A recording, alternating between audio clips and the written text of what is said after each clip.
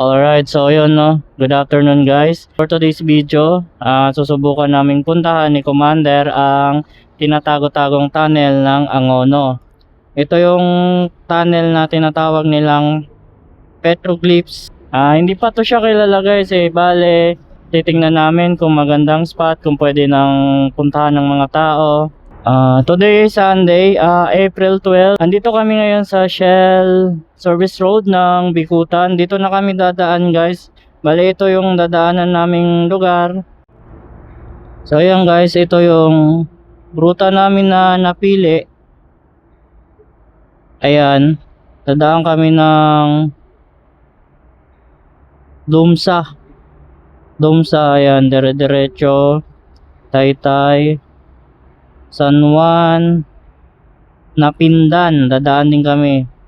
Tapos Mahabang Parang. So malapit lang siya guys. Isang oras lang siguro from Metro Manila. Ayan, so titingnan natin kung maganda dito. So nga pala guys, ang gamit nating mini mic ngayon, Kuya Brad. Ayan guys, napakaliit lang siya, ganda ng quality. Hanggang level 3 to yung noise reduction niya. Then kahit na maingay sa paligid mo ay hindi mo talaga maririnig yung hangin, yung mga sasakyan. Solid siya guys. So bili kayo guys, ilalagay ko yung link dyan sa video natin. Boya Mic Mini 2 siya guys, affordable lang, kayang-kaya ng mga bulsa natin. Ito yung gamit natin ngayon guys. Ayan, kasyang-kasya lang sa loob ng helmet, pwede rin siya. So bili kayo guys, napaganda nito. Ride safe sa lahat ng nagmamaneho ngayon. Ingat po tayo guys. So let's go.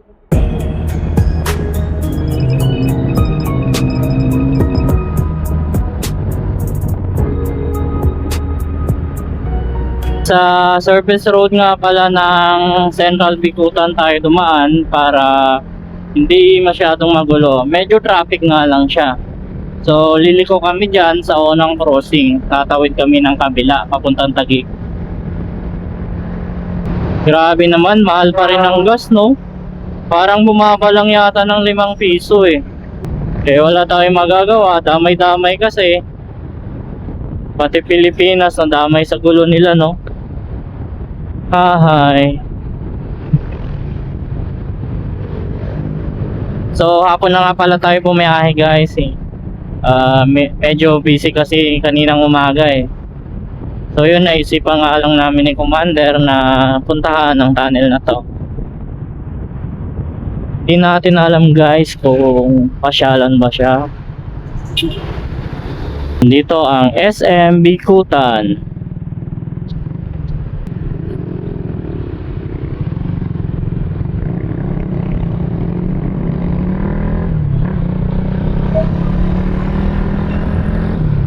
So shoutout kay Sir Enforcer no. Kalmado lang kahit napakainit ng panahon. Alright, dadaan tayo ngayon ng PLC Park. Sarap ng hangin. Ganda ng daan dito no. Dito yan guys sa Taguig. Maganda naman talaga sa Taguig maliban na lang doon talaga sa part na medyo maraming bahay. Medyo crowded, no?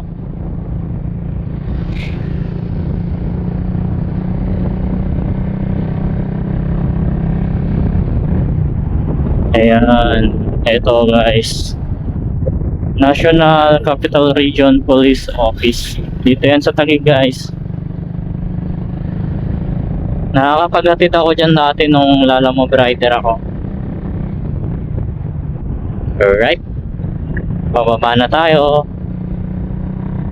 Oops, engine brake.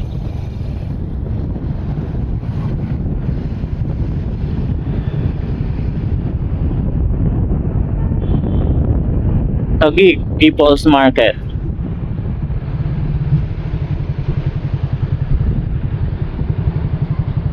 So napakalapit niya lang guys no. 39 minutes lang from Taguig.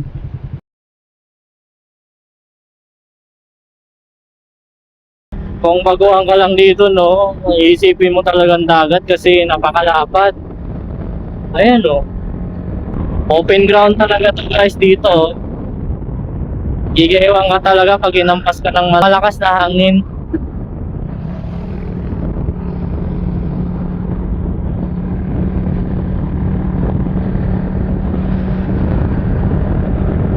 Lapad oh.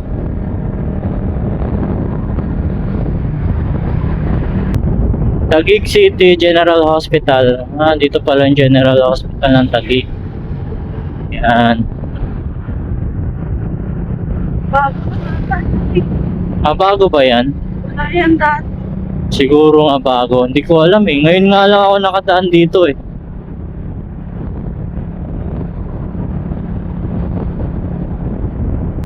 Ilog Pasig to? Ha? Ilog Pasig? Ilog Taguig.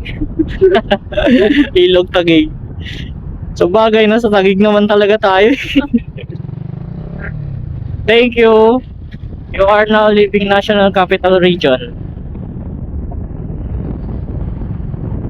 So diretso dito guys is ang Taytay Pasig. Kapag binaybay mo to, yan yung mga lugar na matdaanan mo. Welcome to Rizal Province. Taytay. Kanina sa Ibang Road. Maganda rin ba daan doon? Diretso, di ba? Diretso na. Kung mag-edsa tayo, bababa tayo. May mga Ortigas. Ortigas sabi nyo.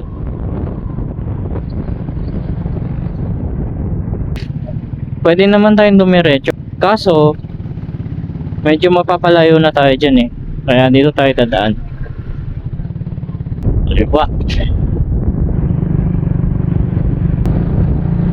So susunod guys, susubukan nating bisitahin ang Ulugan Falls.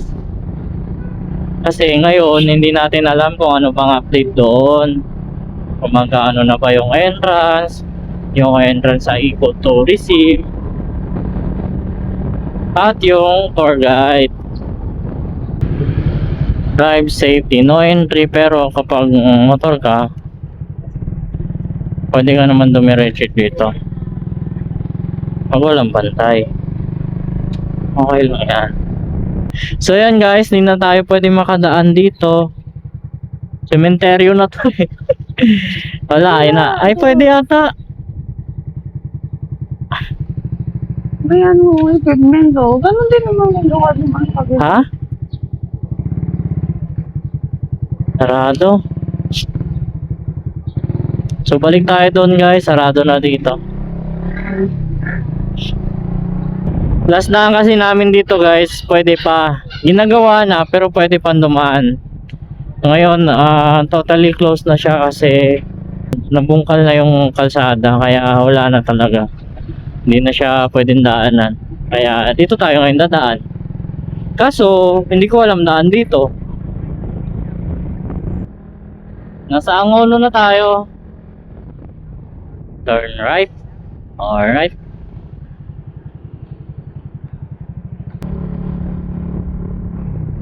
Twin Hill Terraces.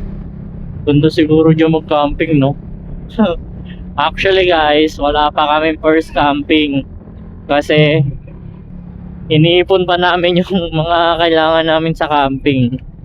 Pero may tent naman din kami guys. Hihintay lang namin dumating yung mga in-order namin para sa pang-camping. Pag dumating yun, hanap agad tayo ng magandang spot sa pagkakampingan natin. Yan. Daming dump truck. Parada ng dump truck. 12 minutes na lang nandun na tayo. Sabi ko na tama ako. Tignan nyo guys, may sinusunog. Sinusunog nila para maging malinis. Welcome, Sitio Labahan. Yan. So dito kakanan tayo. Papuntang tunnel. Villa Adelaida. Oh, ahon na. Ayan, mga daon. Ayan guys, sinusunog nila guys, or hindi natin alam kung sinusunog ba nila o nasunog dahil sa init ng panahon.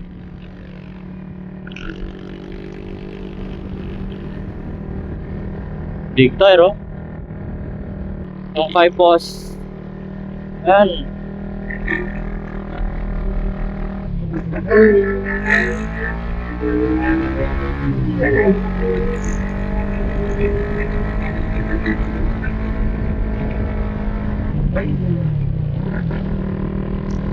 Sabi, ahon pala to guys.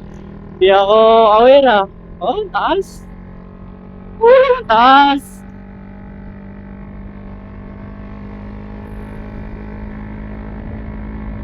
Ayan, may mga kainan na rin pala dito. Sa mga pumapasyal, may mga pwede na rin makainan dito. Siguro open lang to pag gabi, no? Wala kasi mga tao eh. Ayan.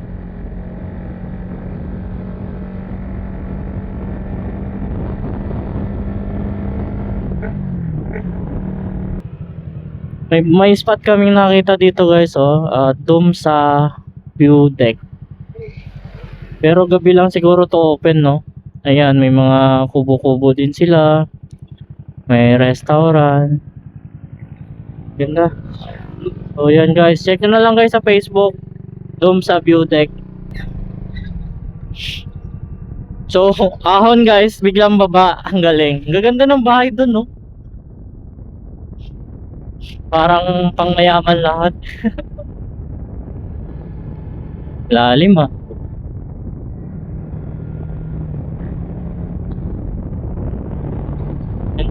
Yun ang gaganda ng bahay.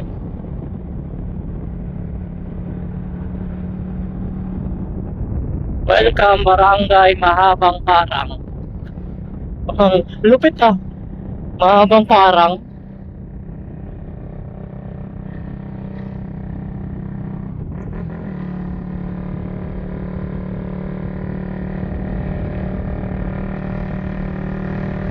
Seven minutes, mararating na natin ang tunnel.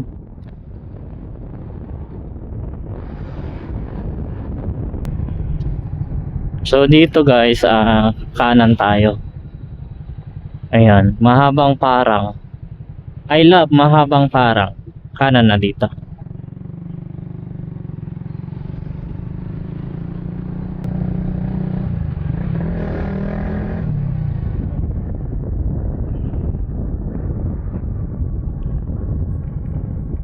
Cafe Gia. Ay, may entrance. Sa loob siya ng ano. Ay, naku, makakapasok kaya tayo? Hindi natin alam guys kung makakapasok tayo. No helmet, no open muffler, no entry. No eh. Kaya boss? Wait lang po. Sa tunnel po, Sa tunnel, sir? dalawa kami, sir. Isa.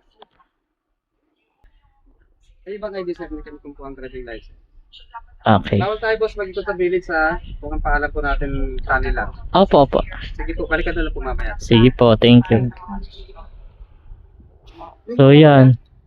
Yung motor, yun. Opo. Opo. Doon yun sir. Doon kay kakanan. Yung pupuntahan ng mga babae na yan, mga tao na yan, doon. Okay po. So, motorcycle riders, no helmet guys, no open muffler. Bawal po pumasok. Baka sir, nakakakip yung motor mo dyan, hindi naman. Saan po? Yung motor mo hindi naman open map. Hindi naman po. Sige sir, thank you po sir ha. Sige. Ganda oh. Like, Oo nga. like, Oh guys, oh, kita rin pala yung Laguna Lake daw.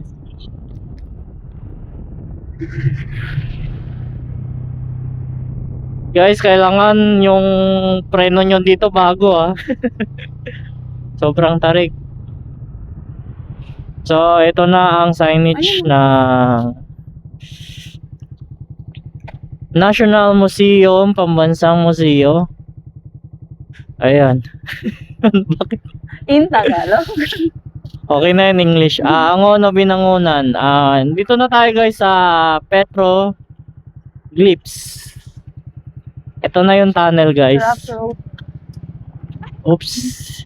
Medyo rough road papasok guys ha. Ayan. Rough road.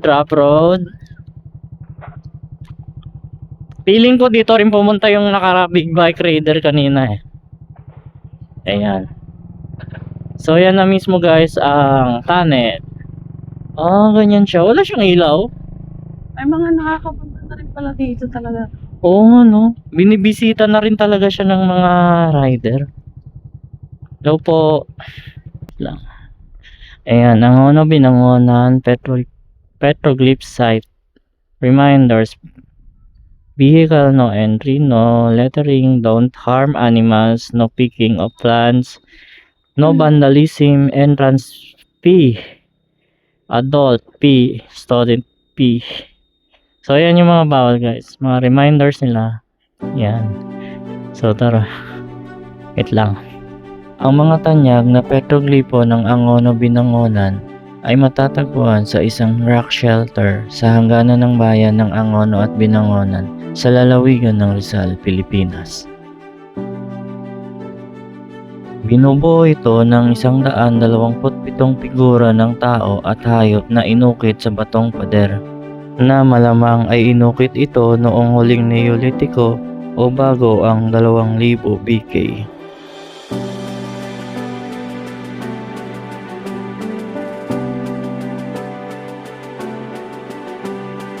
Ayon sa kasaysayan, ang mga ito ang pinakamatandang kilalang likhang sining sa Pilipinas. Malinaw na ipinapakita ng mga ukit na ito ang mga istilisadong figura ng tao, plaka at butiki, kasama ang iba pang mga disenyo na maaaring kumakatawan sa iba pang mga figura.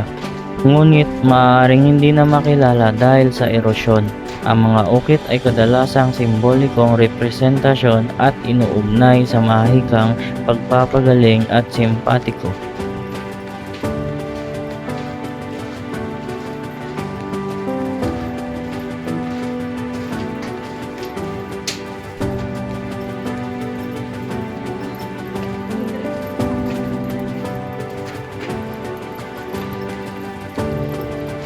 Ganda. Sabi ng Kuya Gordon guys, ito ay man-made na daw to. Yan. Alright.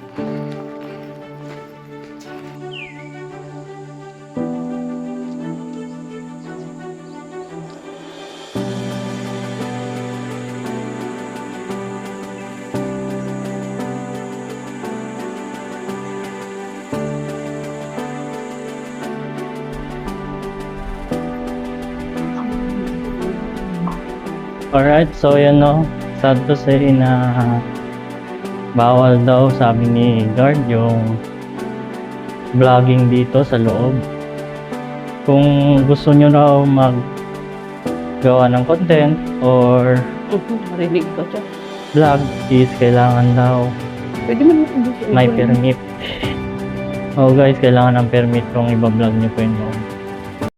Alright guys, so pauwi na kami ngayon ni Commander. Bale, hindi nga pala kami nakagawa ng maayos na video sa loob kasi sabi ng guard doon is bawal daw i-content. Kaya ang ginawa namin ay pumasok na lamang kami, nag-picture-picture, nag-video-video doon ng saglit. Tapos pagpasok nyo ng tunnel, kasi kami pumasok kami, pagpasok nyo ng tunnel, sa unahan nun may museum. Hindi na kami tumuloy doon guys kasi mainit na rin at gusto na rin umuwi ni Commander.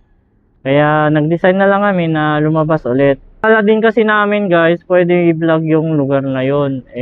So kayo guys, sa mga nakakapanood nito, pwede rin kayong pumasyal dito. Walang bayad, yung parking libre din. So wala naman kayong gagastusin dito. Sa inyong munting panunood lang guys, ay malaking suporta na yun sa amin. Maraming salamat po. Mag-iingat po tayong lahat sa ating biyahe. Hanggang dito na lang muna guys. Hanggang sa susunod na vlog. Kita-kits tayo. Samahan nyo ulit kami sa next adventure namin. So, Godspeed.